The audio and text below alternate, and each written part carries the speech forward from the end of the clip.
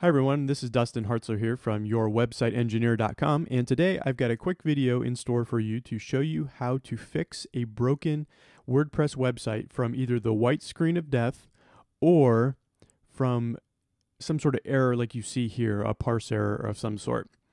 This is my live site right now, and I have broken it just so that we can go through this video. I also have it broken so that you cannot log in. So if you go to the demo.yourwebsiteengineer/wp/admin, that is the normal way that you would log into this site, and you can see that I still get the same error. So now I broke the file. I was doing some editing in the editor panel through WordPress, and now the code that I entered was not correct, and it is giving us this parse error. So now what do? I cannot go back to WordPress to get back to fixing the code that I messed up. Here you're going to have to rely on your FTP editor.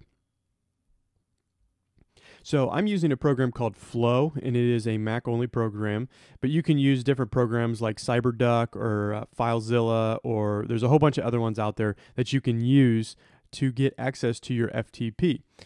And so we're in the FTP folder under Demo, and then here's all the WordPress files. If you go under WP-content and then under themes, and we are under the 2010 theme, and then functions is where I made the change that broke the file. You go in there, you make a quick edit. I did it, it's all the way down here at the bottom once it loads here. All the way down here at the bottom, I just put a function in here that said my function was called break WordPress, and that's what it did. If I go ahead and delete that information right there and then hit save, it will update, and I should be able to refresh and have the login screen back. Or since I was already logged in, it remembered my username and password and got me to the dashboard site. So that's one way that you can fix. If you're ever in the, sometimes that will break your WordPress site if you're not sure exactly what you're doing. In the editor panel, you could break your site like that. And if you ever need to fix it, you go to your FTP and undo the changes that you did, and then you should be able to get back to where you previously were. Okay, another way sometimes that your WordPress website will break is when you update plugins. And that's just based on the fact that some plugins are not compatible, or sometimes they have a glitch when you upgrade or anything along those lines.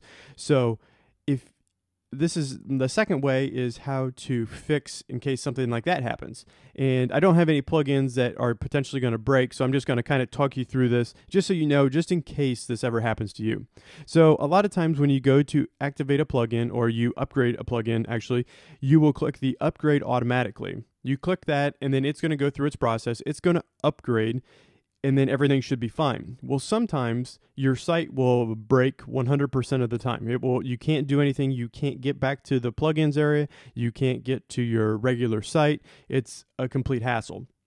What you have to do is you have to go back to your FTP client. So we're going to go back to Flow. We're going to go, I'm back here in the root directory of my demo folder. Go to WP content. So double click on that, or get into there, and then go to plugins. Now, the Akismet is the only plugin that I have right now, and say that's the one that's broken. If my site is broken and I can't get to anything in the WordPress admin panel, then what you do is you just simply rename this. You can rename it to pretty much anything. I always just put a underscore right after it and then hit return. That's going to not allow that plugin to load because it's looking for a different name, and then you should be able to get back to your website, and then you can do some things there. You'll disable this plugin in the meantime, and then you at least have your site back up and running, and then you can kind of troubleshoot what the problem was, or you can re-download the older version of the plugin and then reinstall that. So those are the tips for today. That is how you fix your WordPress website if you ever break the back end or the front end, anything that you get some sort of parse error, or if you get the white screen of death. I'm Dustin from yourwebsiteengineer.com.